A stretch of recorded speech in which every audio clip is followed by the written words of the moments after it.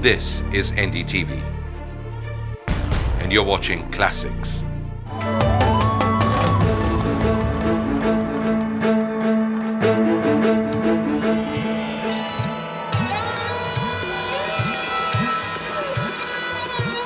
From the historical ruins of Lucknow to one of the world's oldest living cities, Varanasi, a center of learning and civilization for over 3,000 years. We are here to visit Varanasi's Garland of Ghats. 87 ghats along the banks of the Ganges that have been built through the course of its rich history, containing in them centuries of history, tradition and legend. We are at Assi Ghat. Assi Ghat is known for its Surya Sashti, a huge annual festival for the sun god. On one side, the ghat extends into the Ganga Mahal Ghat. That includes a palace built by Maharaja of Banaras in 1830.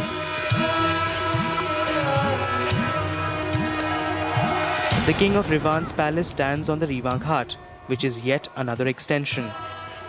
We have to sample 87 ghats. To make this mammoth task much simpler, we decided to get local help.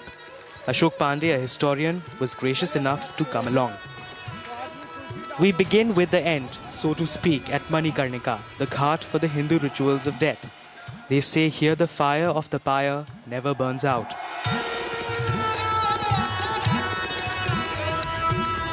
As we are here, we are witnesses to a water burial ceremony for a holy man, probably the last common form of burial in the world. Each ghat, as we told you, is like a chapter in history. Tulsi Ghat is famous for its association with the Tulsidas, the 16th century Awadhi poet and philosopher who had spent his latter and most productive years here. Vachraj Ghat is holy for the Jains. It is close to the birthplace of the 7 Jain Tirthankara. The Man Mandir Ghat was built in 1770 by Maharaja Jai Singh of Jaipur and is known for its lingam of Someshwar, the Lord of the Moon.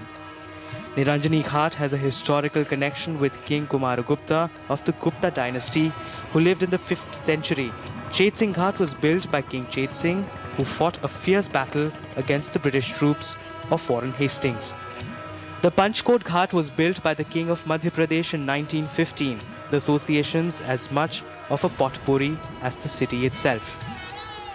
It's structures like these that could actually prevent the ghats from becoming one of the 7 wonders of India. The entire stretch of the ghats is dotted with hotels and various encroachments like these that are spoiling the entire landscape. As the sun sets at the Shashwamedh Ghat, it is time for the evening Arti. The Shashwamedh Ghat is where Brahma, the creator, is said to have sacrificed 10 horses to celebrate the return of Shiva, the destroyer on earth.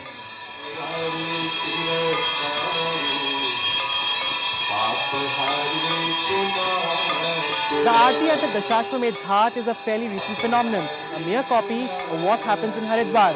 But a trip to the Ghats is incomplete without witnessing this spectacular event. As dawn breaks, time for another Arti to usher in the new day.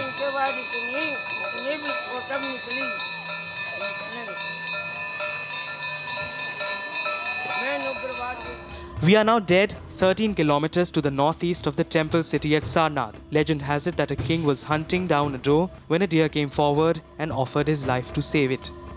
So touched was the king with his gesture of sacrifice, he converted to vegetarianism and created this sanctuary for deers.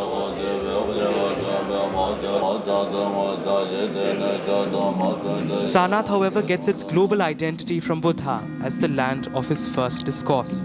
Built by the Mauryan Emperor Ashoka, a follower of Buddha, in 500 AD, this is Dhamek Stupa, at an impressive height of 128 feet and 93 feet in diameter.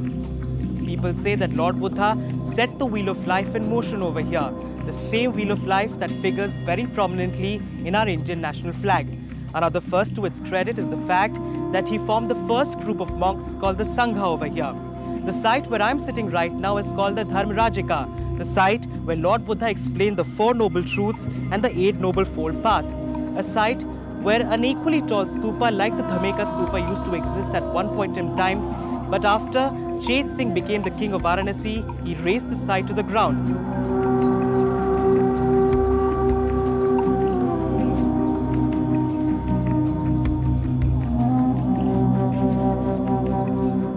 Look at the geometrical design, many Aryan swastikas are there.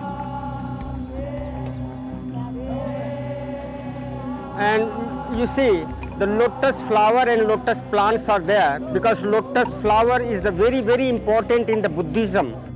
And if this stupa is quite solid, no gate, nothing to go in, but very holy spot for the Buddhism, in Buddhism, because the ash of the Buddha is inside of this stupa. Close by the Ashoka Pillar, Emperor Ashoka erected this pillar like several others in other parts of his kingdom. The date of erection confirmed by the edicts of Ashoka that this is engraved on it.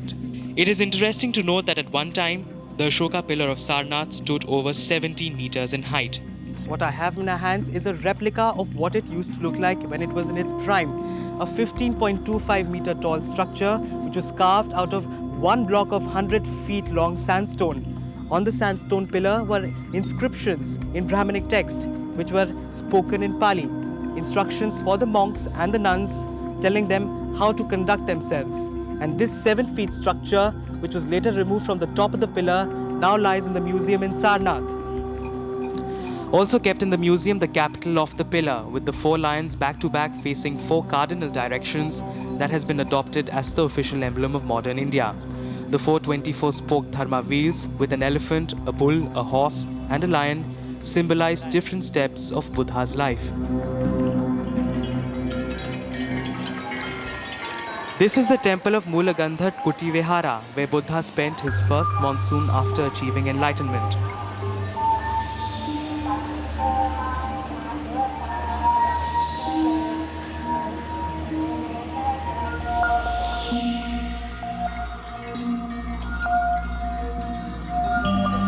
An exact replica of the temple stands not very far from the main site. Built by the Maha Bodhi Society, it is a carbon copy of what the Vihara once looked like before the Turks destroyed it. It has excellent frescoes by Koetsu Nosu, a renowned Japanese painter, and is a rich repository of Buddhist literature. Should this Buddhist pilgrimage become one of the wonders of India. Wondering what I am doing? Waiting for enlightenment, because this tree right behind me is a sapling from the tree that enlightened Gautam Buddha, right in Bodh Gaya. So I'm just trying my luck.